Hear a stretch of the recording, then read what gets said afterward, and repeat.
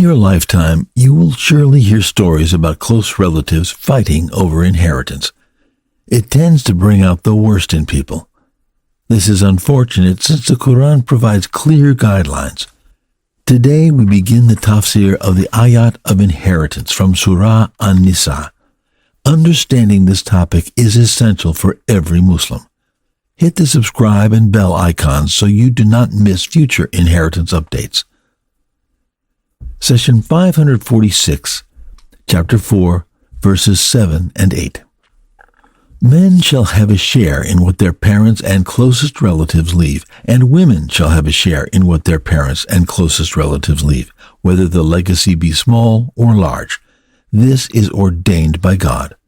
Chapter 4, Verse 7. Surah An-Nisaa addresses the issues suffered by the most vulnerable in society and advocates for them. In pre-Islamic society, neither women nor young children would receive any inheritance. The prevailing rule was that only those physically able to fight and defend the tribe were eligible to inherit.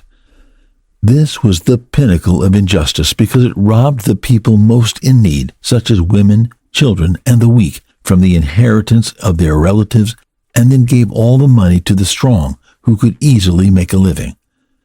Islam abolished this practice by mandating that women and children receive their rightful share of the inheritance. How could the deceased leave children behind who do not receive anything?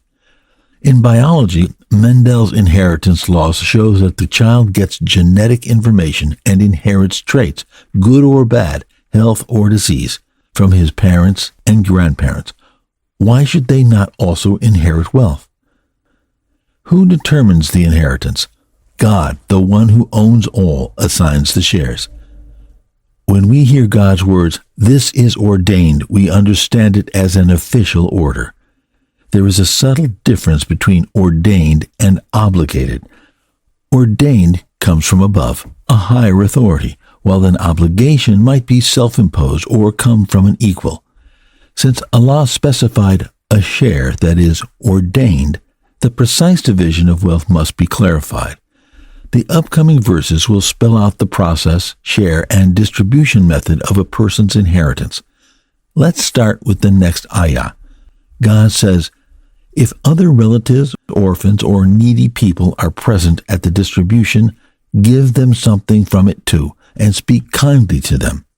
Chapter 4, Verse 8. It is most interesting that the Almighty started the division of the inheritance by including people who would typically have no right to any share of the deceased's wealth. God extended the circle of recipients beyond immediate legal heirs to include distant relatives, orphans, and the poor who happen to be present during the division of wealth.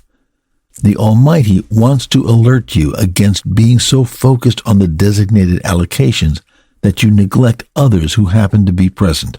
He says, if other relatives, orphans, or needy people are present at the distribution, give them something.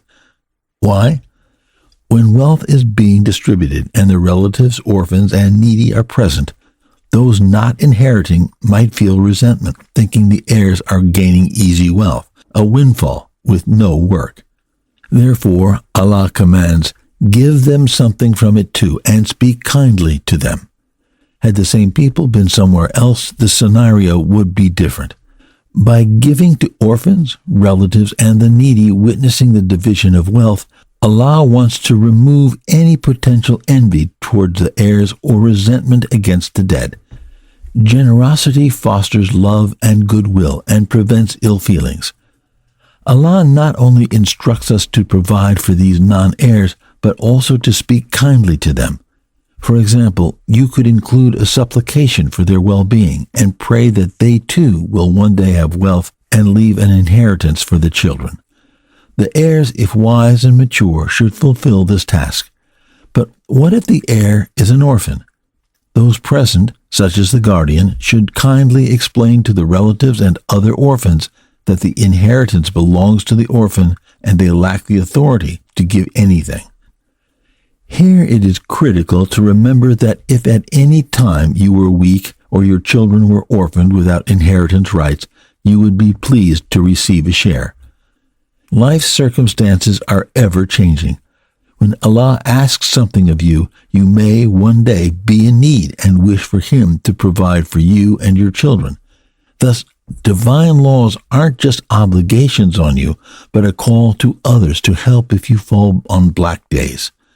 Religious laws that take from you now will surely give back when you need it most, whether in this world or the next. Do not think that the zakat almsgiving is unjust because it takes from your earnings to give to others. Quite the opposite. It's a divine security measure for you and your family. You contribute while you are able, and if you become poor or disabled, others will be obligated to support you. Do you want to buy your children an even better insurance policy directly from the Almighty? In the next session, Allah will teach you how to protect your children and provide them with the best health and wealth even after your death. It is a tafsir you do not want to miss. Remember to subscribe and click the bell icon to notify you when it is published. للرجال نصيب مما ترك الوالدان والأقربون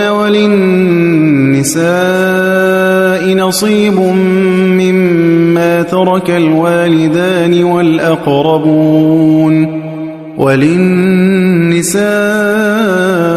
نصيب مما ترك الوالدان والأقربون مما قل منه أو كثر نصيبا مفروضا وإذا حضر القسمة أولو القربى واليتامى والمساكين فارزقوهم منه وقولوا لهم قولا معروفا.